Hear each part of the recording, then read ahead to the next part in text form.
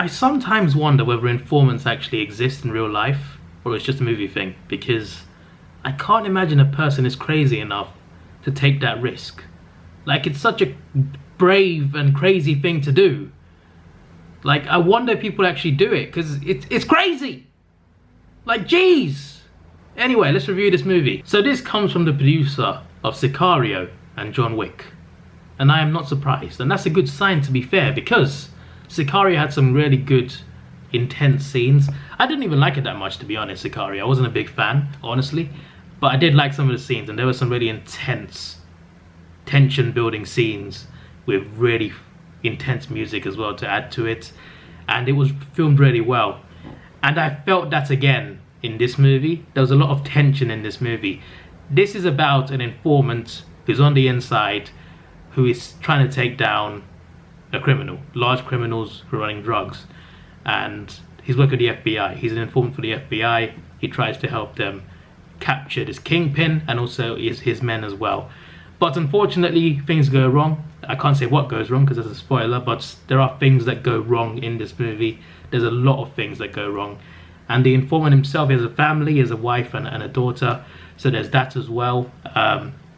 There's a lot of things that happen in this. There are a lot of things that happen.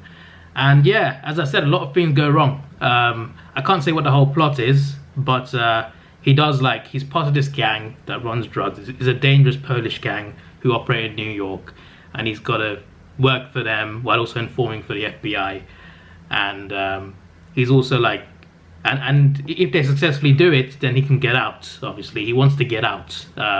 He went to prison for a crime, and the FBI gave him a way out. Be an informant for a few years, try and take these people down, and if you're successful, you can get out. But unfortunately, life doesn't go the way you want it to go all the time. You don't get everything you want, and things go very wrong. It escalates quickly. A lot of things happen. New characters come in. There's a lot of twists and turns. There's a lot of plot twists, and it's crazy. I do like it. I do like this movie. I do like sort of like these types of movies, like infiltration movies or prison movies in general. I do like these types of movies because a lot can go wrong, and it adds to the intensity of it. I love intense movies like this, where there's a build up to something that could happen, and no one's safe, really. Like, the main characters can die at any moment.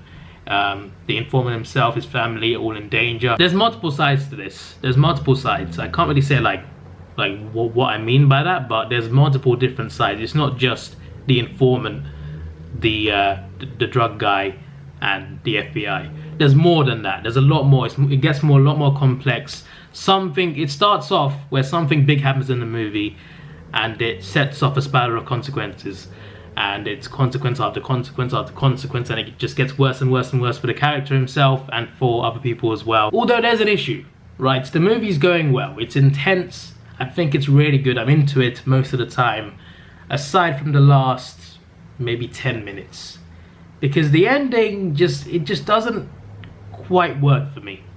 Now, I'm not trying to say it should be a happy ending, nothing like that, because this is about an informant who has a tragic life and things go wrong in this movie.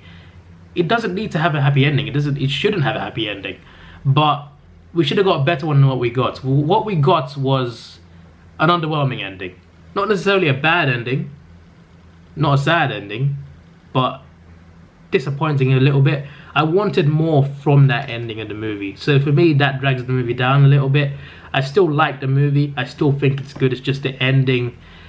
The ending makes me want a sequel. It doesn't make me want to think like, oh, there's a good, compelling story. It is, for the most part, but the ending makes me think like, this doesn't feel complete to me. It kind of makes me want a sequel to this, which probably won't happen anyway. But for what it is, it's good. It's just that the ending it didn't hit for me. It just didn't hit. So overall, I'm going to give it a rating of 8 out of 10 still, which is still a good rating, to be fair, because I think it's really good. It's just the ending drags it down. So for me, it's an 8 out of 10 for sure.